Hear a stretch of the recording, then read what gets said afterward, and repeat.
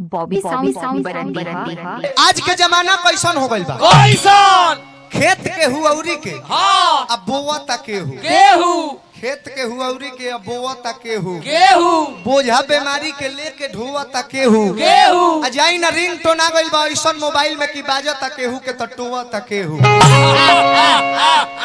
हो गइल बा कि ना। हो गइल बा।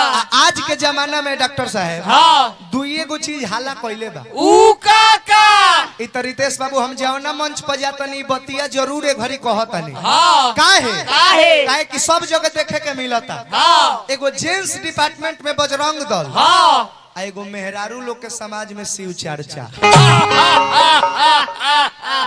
इतना छा गइल बा ए भैया। हाँ इ लोग के जोरे नहीं खे बजरंग दल लोग 20 गो डीजे साउंड लगा के हाँ भगवा कलर के एगो गमछी वस्त्र पहन के चल देता लोग पिकअप पर लाद के हाँ। ओमे डायलॉग फिट कर देता लोग जय श्री राम जय श्री राम मैं इस देश का हनुमान हूँ ये देश मेरा राम है सीना चीर कर दिखा दूंगा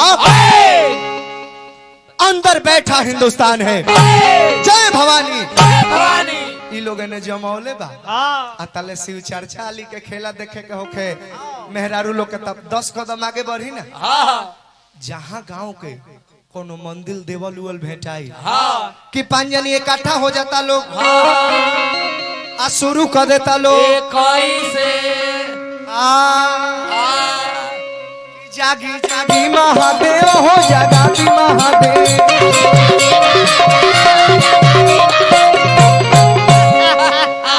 प्रणाम गुरु बहना प्रणाम शिशिया बहन प्रणाम नीलम दीदी गोर लगतनी हरिंदर भैया जागी जागी महादेव 2 किलो लड्डू 1 किलो सेव रोज भेज दिए महादेव। हाँ शिव पूजा के साथ साथ पेट पूजा भी तो जरूरी है ना। हाँ यही से हम कह दी हनी कि शिव चर्चा नो खर्चा ऊ कैसे शिव चर्चा नो खर्चा ऊ कैसे कैसे कैसे मात्र 2 गो अगरबत्ती हाँ आ 1 गो सलाई सलाई आ पुरान चप्पल पहन के जाई ओने से नया बदल के आए। गलत नहीं किनु कहा ना ऐसे थोड़ी कहा तब देखले भाई के करा के के करा के के करा के के हजी इनके मेहरारू के परदुमन परदेसी बो गर्व बोका नहीं हो बोका लेखा कहले बा।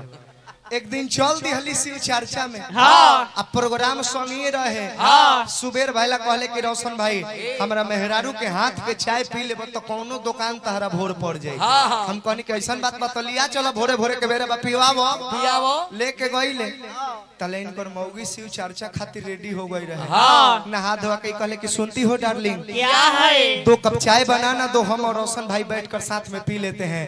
चोटे जवाब दे दी हलस कह दिया कि हाय डार्लिंग आप ही ना हद करके रख देते हैं। हाँ आपको दिखाई नहीं दे रहा मैं शिव चर्चा के लिए रेडी हो चुकी हूँ आपके रोशन जी को चाय पिला ले मेरे शिव डार्लिंग रूठ जाएंगे।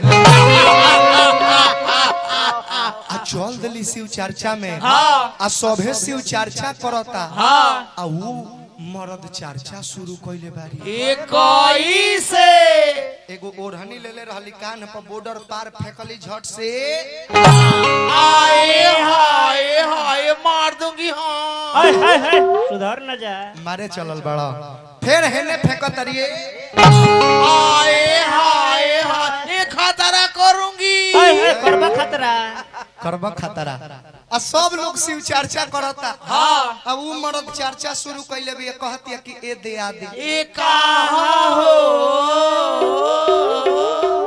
ए दे आदि ए कहा हो पुदीना है पुदीना है रे पुदीना के चटनी पिए बस तोनी के ए दे आदि ए कहा हाय दैया ओ माय गॉड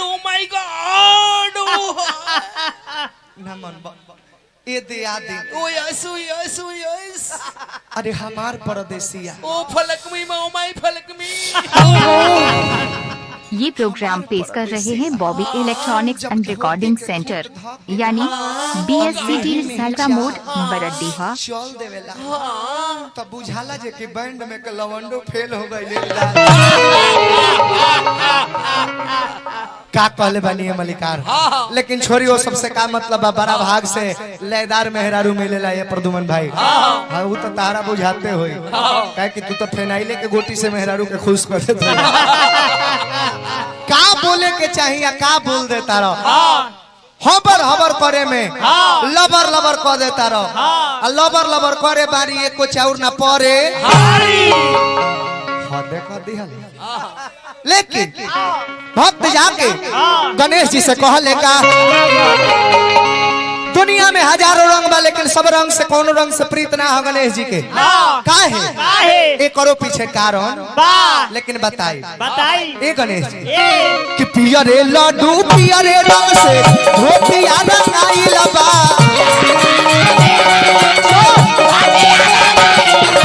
पियरे लड्डू पियरे रंग से धोतिया रंगाइल बा, आ दे दीदा रसनवा ई ललनवा दुआरा आइल बा।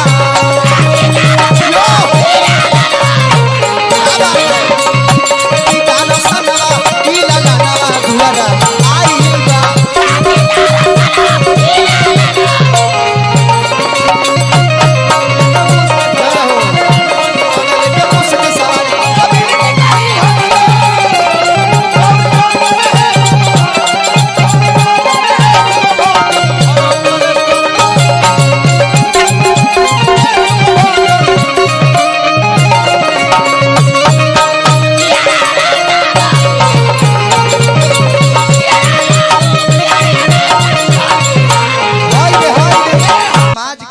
Bobby sound